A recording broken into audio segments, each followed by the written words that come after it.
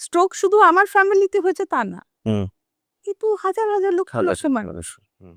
It is one of the fifth মানে disease hmm. যার disability সব থেকে বেশি। সবথেকে বেশি। হুম। তো সেই ডিসেবিলিটিটা তারপরে আসে যখন ওখান থেকে রিলিজ করে হসপিটাল থেকে, হুম। তারপরে সে বাড়ির লোকের জার্নিটা শুরু হয় রাইট। এবং তাকে কিভাবে রাখতে হবে, কিভাবে খাওয়াতে হবে, সোয়ালোয়িং প্রবলেম, তা ঠিক খেতে পারে না অতদিন, তো সে তো টিউব দিয়ে তাকে খাওয়ানো হতো, আস্তে আস্তে নর্মালসি এলো, ইউরিন কন্ট্রোল করতে পারবে না। দিজ আর অ্যাবসলিউটলি মানে নতুন।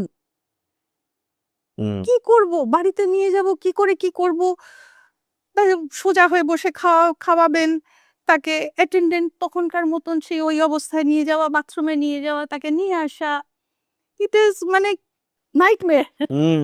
It's a nightmare.